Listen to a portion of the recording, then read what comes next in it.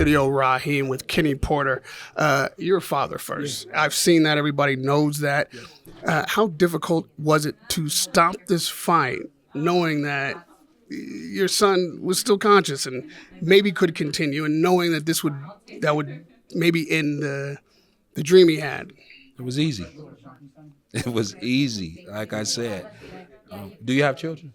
I don't. Okay.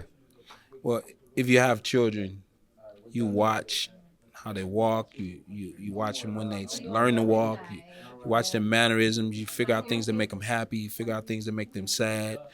You figure out things. You figure out things that they do and that they're good at. And so when I saw that my son was not willing, was not doing, was not trying as hard as he had previously, I just looked at it and said, okay, if this happens, I'm stopping it. So, he began to feel like it wasn't there for him anymore.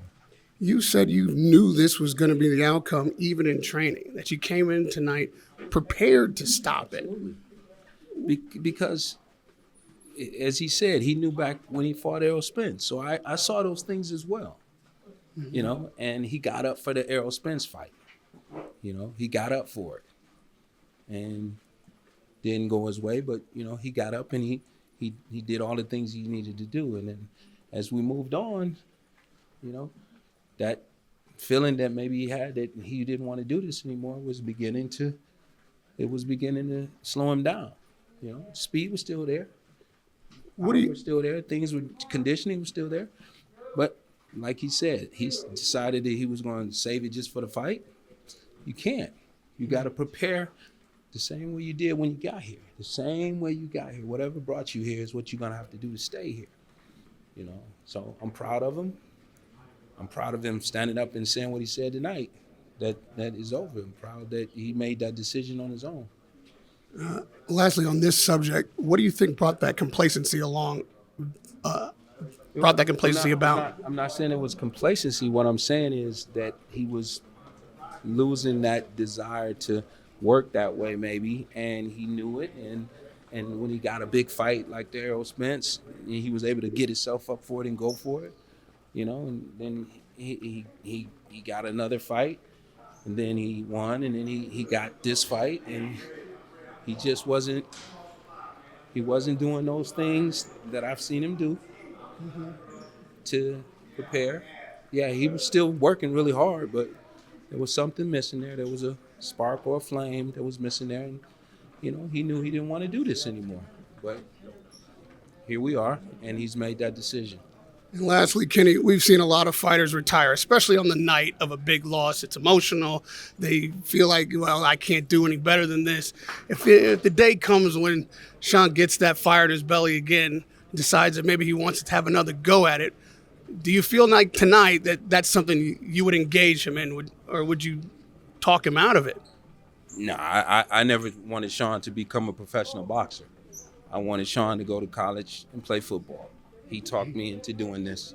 This was a conversation that we had. It took like an hour for him to convince me that this is what he wanted to do. He made the right decision. He did it, and he was successful at it. Now he's made another decision, and I started working on his exit strategy 5 years ago. Financially, I did some things that, he'll be set for the next 20 years.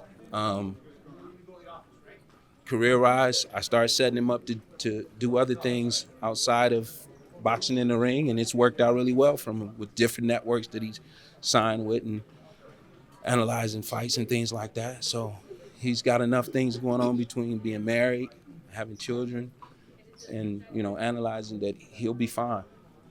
I don't mean to cut you off, but I'm going to lose you in a second. So, Kenny, let me just say this to you.